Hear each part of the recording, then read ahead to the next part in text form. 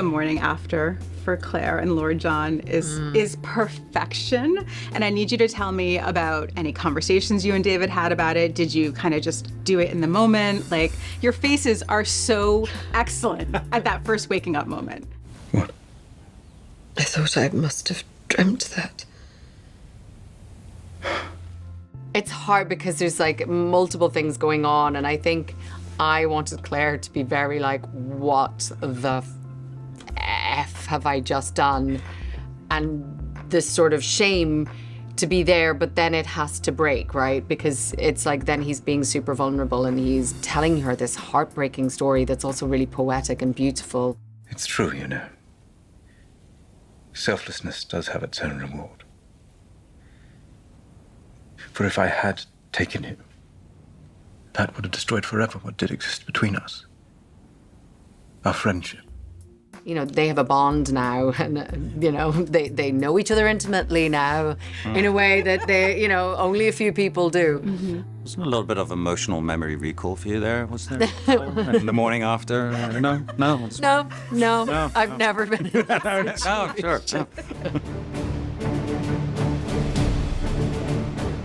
Best of my knowledge, you have needed me urgently from the moment you saw me.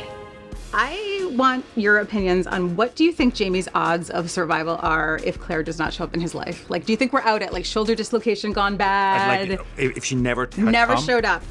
It doesn't hurt anymore. Obviously, he's not making it to the age he's at now, right? No. Well, I don't know, because I think a lot of the drama comes with Claire. Look at the amount of times Did the bus hurt when it just rolled over? I mean, I don't know. The amount of times he had to save her, that, you know, that she's put her foot in it, and I think when they first met, he was covered in blood and had a dislocated shoulder. It wasn't would've you been falling off fine. that horse He in the would've first been scene fine. together. He would have been married probably to Leary, and that would have been an unhappy marriage. It would have been not very comfortable. But I think he probably wouldn't have been in all the strife that he's been through, I'm sorry to say. I've always said that when Jamie sees Claire, he sees his demise. He sees his death. He's like, I will die for this woman. And you probably will. Probably will. For this woman, because of this woman. Yeah. You know, two That's sides love. of the same coin. That's love. Tomato. What? Did they have tomatoes in those times? Yeah. If they didn't, Claire would make sure that they got like introduced, right? Yeah.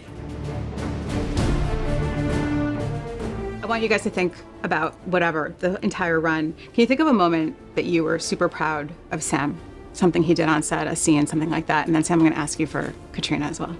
Oh God, there's lots. I mean, I could probably pick multiple from each season. I mean, the work that he did, and I had to watch part of it again recently, and I hadn't seen it since it aired 10 years ago. But the work that he did in 15 and 16 in season 1 was spectacular. And I hadn't, because I hadn't seen it, and then I had to go back and watch something, and I was just blown away. I was blown away by how amazing you were in it. It was when he was in Wentworth with Blackjack. I won't surrender. To you. Or any man. But it was before the actual sexual assault, and it was just the moments leading up to it, and like just the work he was doing was absolutely incredible. I'll do what you must. Take your pleasure and be done with it.